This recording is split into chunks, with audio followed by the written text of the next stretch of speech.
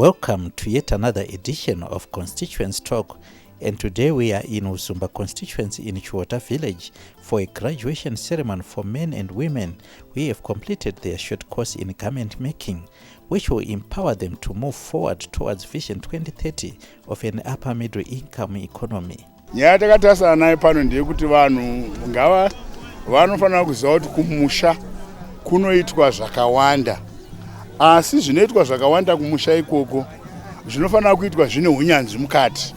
Kana taita zvinhu zvine unyanzvi mukati, tinowana kupika unyanzvi hwacho.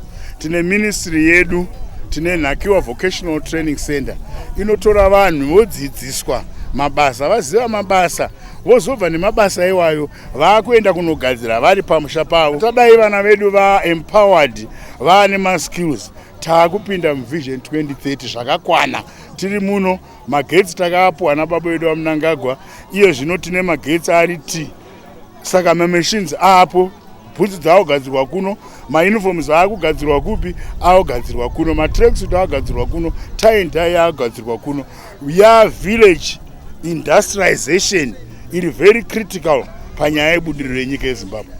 The trainings are inclusive as they comprise of 90% hands-on training and 10% theory as a way of leaving none behind in equipping the society with skills. Dzidzo zvavo zvatakavapa zvakanga zvichisanganisira kunyanya yatingati muchirungu hands-on aspect, which was 90%, and the other 10% was theory. Yataingoitira kuti kune avo vashoma vaikwanisa kunyora, vaikwanisa kunge vachinyora. Magraduates edu ndinodzwa kwamuri ndichiti rambai makadaro, maseta precedents yakanaka, especially kuvana vechidiki. Muchatarisa kuona kuti vanhu ava ndataura vanhu vechikuru vese, hapana kana mudiki. Izvo zvinorevei? It's a challenge, chitsvambe kana takutaura pachishona, handiti? Saka ndadzogorora kuti vana mai nana baba, vana ngavauye kuVTC vazofunda. Enrollment yedu haisi kuratidza. The graduation ceremony hosted by Mr. and Mrs. Munzara at their homestead saw 32 graduates comprising of 18 men and 14 women graduating with certificates in garment making. Among the graduates was a 94-year-old man who is the oldest person to graduate from Nhakiwa Vocational Training Center. First graduate is no one other than our oldest graduate. Vanowa Chiwota itawabarira, saka ndo vachange vari kuzodini, vari kuzotanga kupiwa chitupa.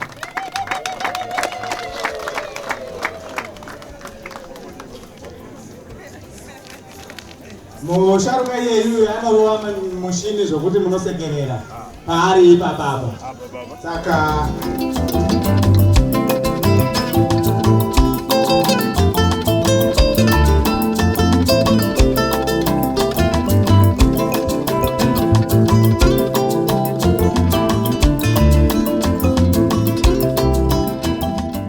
provai kuti hachisi chitupa chete, asi kuti dzidzo yamakawanda.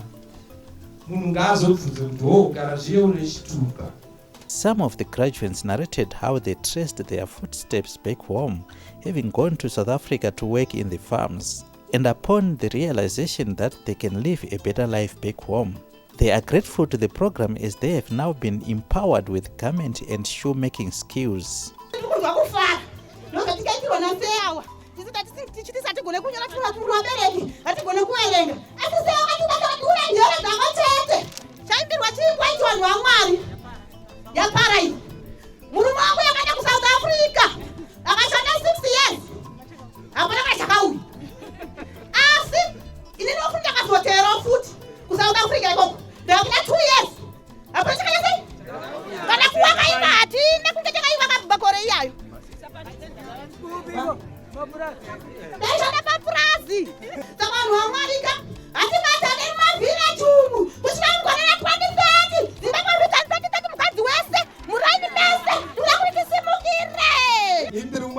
akaenda kuSouth Africa, ndakagara kuSouth Africa hapana chandakabura kusvika zvandinetsa, ndakashedza wadzimba kuti achimboya kuri muzvodo Apana takabura. Ndakadzoka kuno kumba, takagara zveshuwa. Ndokubatana nehama dzangu dziri pano dzatinadzo dzatupembera muzora nhasi idzi. Ukatiratidza kuti aiwa madhakiwa tidza kusona. Zveshuwa ndakaenda. Izvo zvaiva ndikufara nemaproducts atakutengesayo. Ndakutokwanisa kuvaka musha ndinasiya musha uchiparara. Dzimba dzamuri dzikapwanyika pwanyika idzo. Kwamuri kusiya kuchiparara. Izvo tanga kutengesa ukareto maproducts atiri kusonayo. Aiwa musha ndiwo ndakuvakawo zvandazi zvakutoonekera. Ndokapa kutenga hama dzangu. Dzakaenda kujunu kuti akaona kuti chiriko ndechekuti unonzi shanda mazuva ose, hakuna weekend, hakuna chii. Saka tine maproducts atakaita South Africa asi hakuna chakabuda. Takanzi hamudzara chizokai kuno kuZimbabwe kumwana wefu uye timurairidze kusona, uye usono shangu dzinopfekwa nevana vechikoro. Ava vakamira apa vatapaimwe ava, vamwe vachamhira pavahwadha, dzavapa shangu dzekuti vapfeke.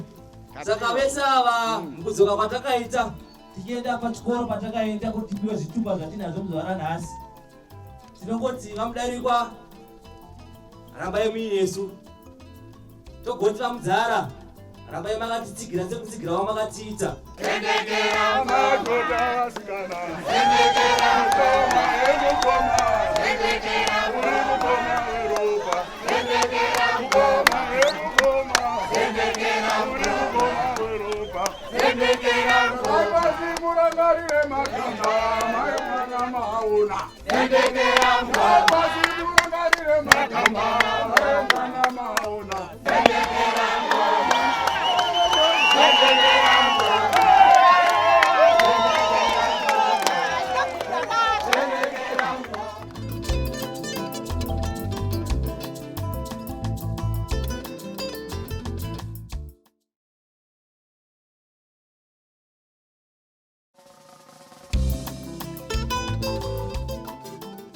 Welcome back.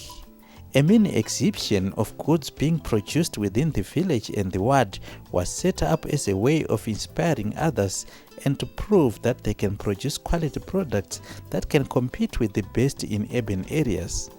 The products that were on display included clothes, shoes, perfumes, tie and dye clothing materials, and many more. Nyaya yaitika pano ndo inotisisa mu Vision 2030. Munosvika nemunhu anenge ane chaari kuzivawo asi odaidza government department yemudzidzisi. Mumaruzevha mumapera kutorwa mumombe nanatsika mutanda muchinzi makuva atsemuka. Makuva ari kuvakwa mazuva ano nemabhiridha haana bhondi. Chidhina chakaturukidzana pamusoro pechimwe chidhina. Saka rinotsemuka guva iro monzi aiwa akatotorwa nevaroi. So nyaya yeruzivo iri critical padevelopment yevanhu vese. Principle, even une demo uchida kuenda unotema nedemo rako unotorilodza. So we must give my youth yedu ma relevant skills ekuti timove kuenda mberi. Ma short courses amaite kusona pano ngaende nekubika futi. Muone kuti pana anorohwa ere mudzimbabwe. The National Assembly member Honorable Simbane Utamdarikwa said the basic fundamentals of development is the acquiring of knowledge and skills, and it is the only way that can lead to the attainment of Vision 2030. He also said the government is supporting these empowerment initiatives through vocational training centers across the country. The basic fundamental of development harizi badza aba rinogona kusakura, hachizi chiwopi chinogona kurira. But munhu ari kuseri kwebadza racho anoziva here, akapuhwa here ruzivo. The whole idea yeministry yedu ye-youth sport and recreation is to create an empowered society across the board. Zvinovari kufunga kuti aiwa yakamirira mayouth chete.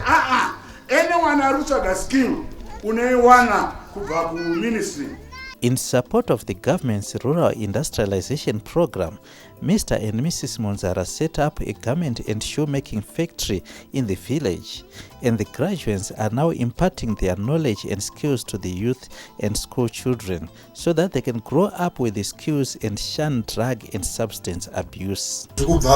From as early and as young as grade 7. Vana vese vana 16 years, but vese ungemfana ungachakudza production yese kuti Zepi next year meona kagare how do they make mazepi vachibva from grids kusvika packaging nezvese then vachakudza zvekusona.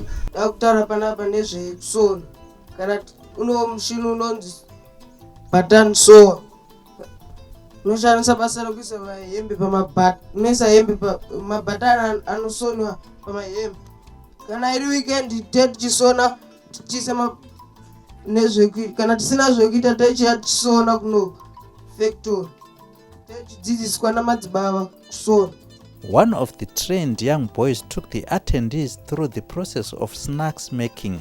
Andinoziva chibage chakaoma ndika saka chibage chakaoma kudaro tikachigaisa ndika inobva yaita griti kudaro tobva taenda kubasa ndika taenda kubasa kudaro tobva taenda munonzi muextruder kudaro inobva yatanga kuputisa mazepe yaputisa mazepe kudaro yobva yaenda mufurayi kudaro yobva yaenda muflavor mudhamu either toisa chicken kana kuti tomato taisa kudaro tobva tozoenda kupackaging kana tizopeka chicken toisa muchicken kana tichizopeka tomato toisa tomato naita basi. The rationale behind the hosting of the graduation ceremony in the village is to help remove the stigmatization associated with rural areas that nothing good comes out of there, and it is a way of fighting poverty at its source. Chikuru chataida kubvisa ndio stigmatization yekuti kumusha hakuna kunaka nokuti vanhu vese taingofarira yamboti zvadzo vamwe vanopira bhazi kuendeswa garden boy handitika,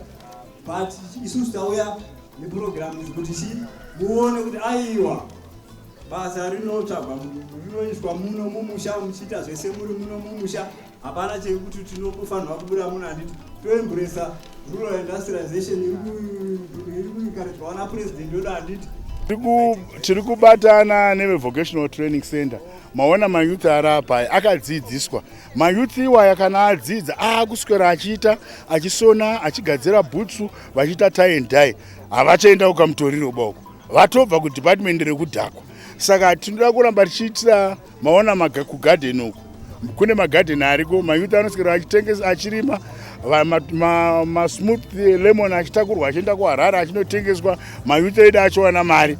Nyaya yedrug abuse ine zvekuitawo zvakare nekuti vamwe vanenge vakagara. Mayouth ari pabasa haaswera achiputa mbanje, mayouth ari pabasa haaswera achipwa mukozodo kana kuswera vachinwa tumbwa.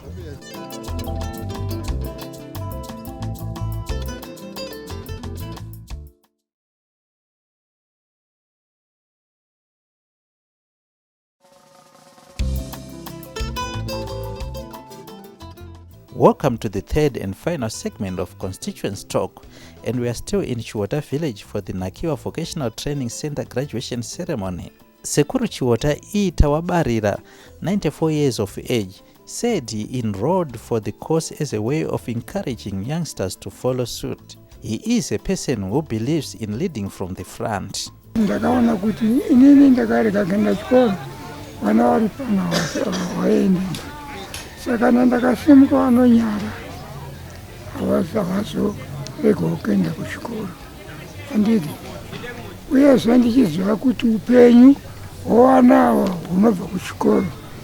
Chete isusu vabereki takasimuka tichienda kuchikoro ikoko, ivo vachasimukawo vachiwana upenyu hunoenderera mberi.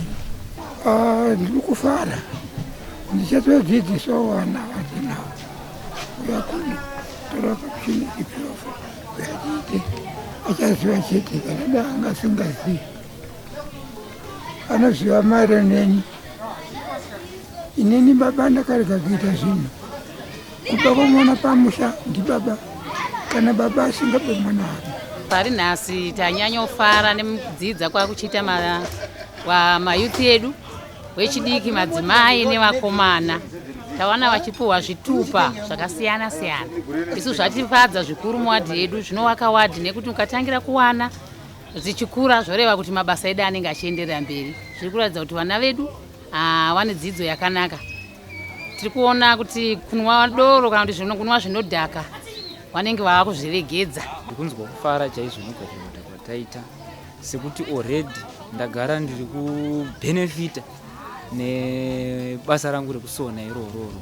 Saka kugraduata kwataita ndikunzwa kufara zvakanyanyisa, ndichikurudzirawo vamwe vari kumashure kwangu vane shuviro yezvataita kuti vasimbe nazvo, sekutiwo inini ndiri kubhenefita zvakanyanya panyaya dzekusona idzodzi.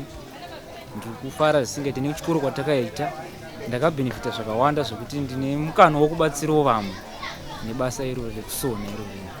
Kuno echidiki ndokurudzirawo kuti ngatiuyei kuchikoro tidzidze, ngatirege kumhanyira zvemisha, nekuti zvemisha izvi kumhanya handiko kusvika. Unomirira mastages ako mokurawo uine kosi yako yaunoita woshanda.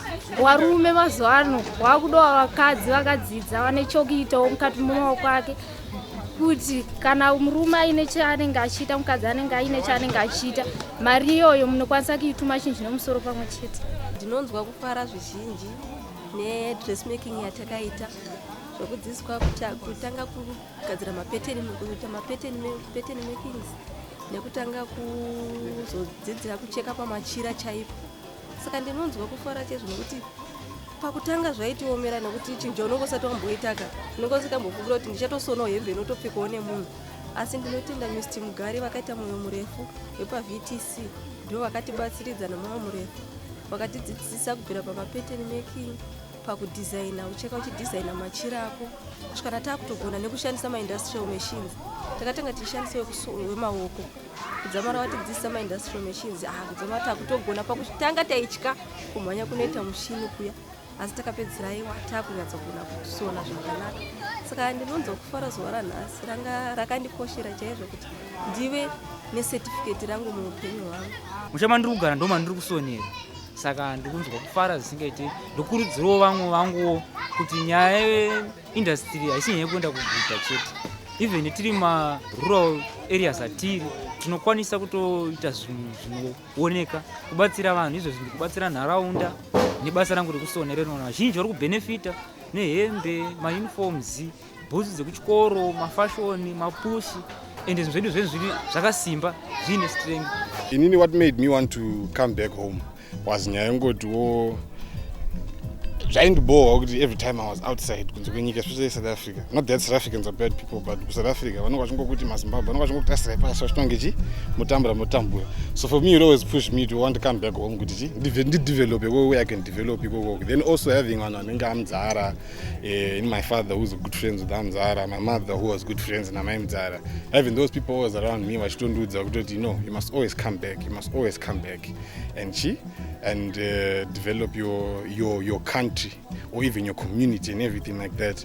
Tiri kufara nhasi unoti handiri kutambidzwa macertificate edu, zvinhu zviri kufadza nekuti ndine shamwari dzangu dzandakatokokawo ndakati uyai muone, nekuti ndimaitomboniseka muchiti uri kuwesta ma50 cents ndinge madhora kuenda dhora kudzoka, dhora kuenda dhora kudzoka, maakutopenga. Saka tiri kunatsoona kuti vanhu vaenda vakoka kuti uyai muone zvandaifambira zve ndichiwesta madhora kuenda dhora kudzoka. Nhasi vari kufara, vari kuti izvi tazvidawo. Vamwe vari kutoti taakudawo zvekubhadhaniti, vamwe vari kutiwo tiri kudawo zvekugadzira musoro, vamwe vari kutiwo tiri kudawo zvekukuya dowi, vamwe vari kutaura kuti zvekusona izvi tazvida, vamwe vari kutiwo zveengineering. Saka pa-VTC zviri kuwanika zvese izvozvo. Aiwa, inini ndiri kufara. Kana murume wangu anga aripo ndiye mumwe ndofunga aitombosara achitonyunyutawo. Saka ndatambidzwa certificate yangu aripo. Aiwa, tafara nekupembera. Fighting poverty at its source are the key words which led to Mr. and Mrs. Munzara to set up a sewing and shoemaking factory at their rural home, thanks to the government program of rural electrification. Takatarisana nevision 2030. Takaisirwa magetsi na president vedu vaMnangagwa. Iye zvino tane masewing machines. Vana takuvadzidzisa kusona. Titone a very old man akadzidziswa akaenda ku training yakanobhadharwa na member of parliament vedu vakatibhadharira vana vedu vakaenda. Pakaenda munhu ane 90 years, pane vamwe vanoteerawo asi vave vechikuru vazhinji vacho. Iye zvinezvi vana vedu vakuendawo vatograduata nhasi. Pane vana vechidiki vakomana vamaona apa vanga vachiita zvekusona, vakutogona kushandisa button sewer, vakutogona kushandisa elasticator, vanhu vakutokwanisa kuzviitira vachikwanisa kubatsira vabereki panyaya dzenhau dzemari dzekuti nekuti vanenge vachida tudiki diki uyezve havachaenda kunosvaga tumutoriro twatiri kungoona kuna naHarare vana vari kukuvadzwa nehwawa dzakafanana hanzi kambwa kudiwe hanzi mutoriro saka tiri kungoona vana vadiki vari kukuvadzwa nehwawa ihwohwo saka dai zvazvakanaka kuti dai vadzidza mabasa emaoko akafanana nekuzvisonera kwagadzira mafactory ekusona nekugadzira boots and but then we then realized that there was a gap yekuti marketing now or changing the perspective yevanhu who are in big cities, be it Harare or Bulawayo or Chegutu or anything like that, change that perspective to come by from here what they call rural areas and everything like that. We had to then create platforms that made sure, or structures that made sure that product going to the big cities. So we partnered, so Sky Natural Media partnered with a platform called Incorporate Zim. My social media platform is Facebook, Instagram, Twitter. So basically you and the advertise what Zimbabwean youths are doing to the rest of Zimbabwe, the rest of the African continent and the rest of the world.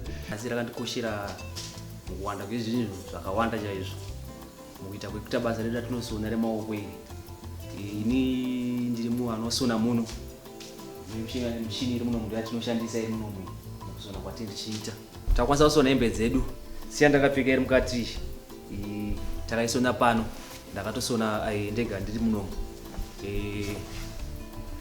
ndakatosona takatopedza zvese panapa nedzimwe dzakapfeka naomwana wakapfeka panze apa tagona kutogadzira boots mapushes evarume dzevakadzi nemaschool shoes nekusona zvakasiyana chero chamaenda chinosonwa chete chishandisa jira kana dehwe chinoita sei kusona tiri kufara zvakanyanya nekuda kwokuti zvinhu zvanga zvisati tambove tinazvo muupenyu zvekugraduate pamusina pekuti ungagone kuita basa usina dzinongova matsamba zvakaita boots iyi kana yabuda mabudiro akadai taitone mamachines atinawo iwaya hatina chatinogona kutya if tikakwanisa kuwana machances even yemaorders mahombe iwayo chaiwo tinogona kuaita nechikonzero chekuti with that little machine dzatinadzo idzodzo tiri kukwanisa kubatanidza kuita a product inonyatsobuda zvakanaka.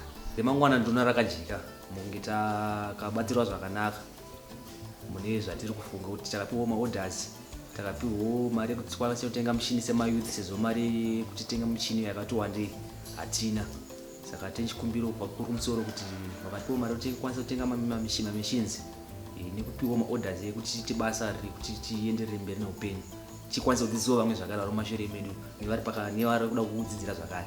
Vocational training colleges relaxed entry qualifications requirements and lessons can be conducted in vernacular languages so as to encourage people of all ages to enroll for courses under the Training for Enterprising program. Strategies atiri kutora kuti tizame kuona kuti enrollment yedu ikwanise kuramba ichisumukira ndeyekuti takarelaxa pama entry qualifications. Pokuti izvo tinoti isusu mwana ane chido achigona kunyora unogona kuita course anogona kuita inonzi a short course so zvamawitnessina muzuva ranhasi anonzi mashort courses ataita ari under training for enterprise. Vane ma5 O levels tinotora futi even akaenda kuuniversity anogona kuya achitrainer for an entrepreneurial skills course. PaNhakiwa tichaita inonzi open day PaNhakiwa Vocational Training Center. Apa vanenge vachirakidza ruzivo rwavanawo, unyanzvi hwavanawo. Zvakare tichaita zuva rachaita handover classroom block yepamachekera secondary school yakavakwa nevanawo PaNhakiwa. So izvozvo kana vanhu havasi kuziva zvakakwana zviri kuitwa PaNhakiwa. Asi musi watinoita open day vanhu vanenge vakuziva kuti aiwa Nhakiwa chikoro chinodzidzisa maskills anoponesa upenyu hwevanhu anoisa mari muhomwe mako.